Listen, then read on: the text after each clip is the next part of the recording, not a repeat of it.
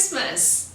5 ways to survive Christmas with your family. Yes, you heard me correctly. Christmas time is also a tough time when it comes to personal and professional development. So make sure you survive the holidays with your family.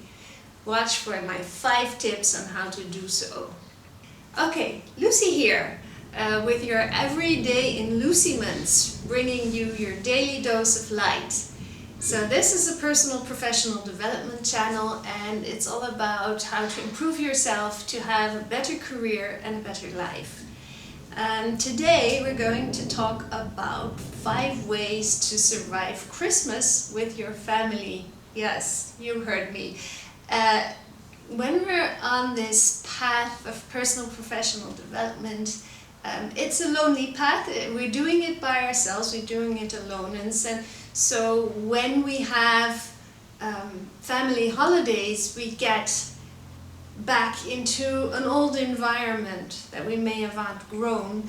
And there are some risks of kind of being thrown back into time, into a previous version of you, into like falling back into old habits. And so I want to help you be prepared to keep the momentum going. And so here are my 5 tips on how to survive Christmas with your family. So tip number 1, be immune to criticism and praise. So some of our parents may have forgotten that we're no longer children, and they may find it useful to give you some criticism or some praise.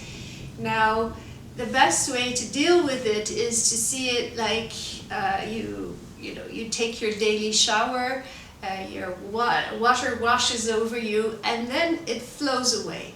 Take the criticism and the praise as something temporary. Don't take it too personally. Let it just hit you and flow away.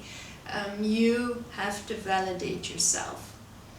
So the second way to survive Christmas with your relatives is to avoid falling into old patterns.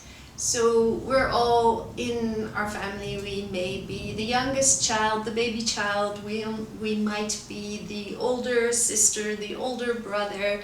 We might be the smart one, or the pretty one, or the ugly one, or whatever role we have at home. And trying not to fall back into these old patterns, because you've changed, you've evolved, you have your own life, you have your own goals.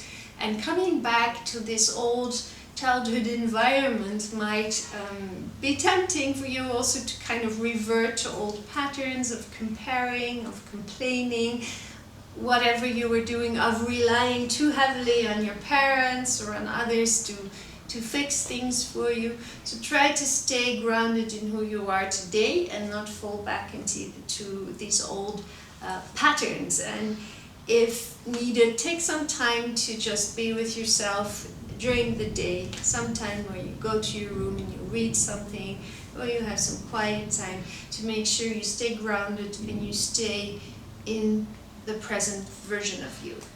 So tip number 3 on how to survive Christmas with your family.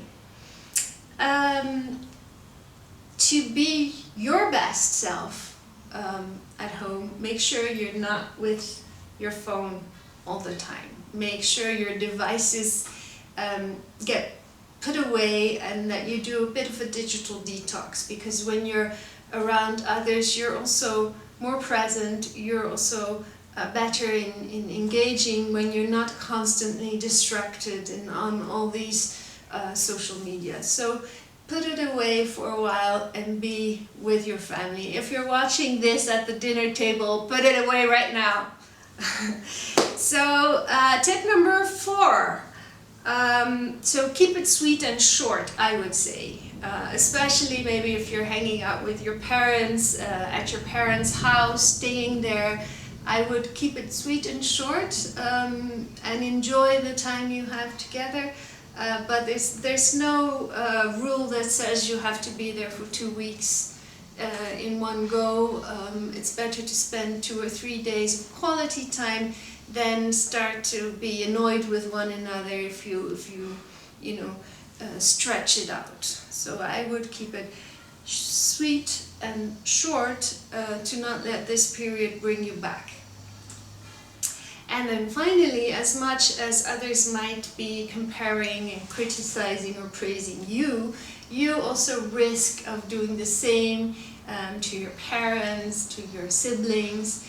And so just understand that wherever they are in their own process of personal professional development, that you understand where they're coming from, and they might not have traveled as much as you have. They might not have read the same books or followed the same courses, so they're somewhere else, and you must understand and respect where they are, and understand that whatever they're saying from that angle and that position.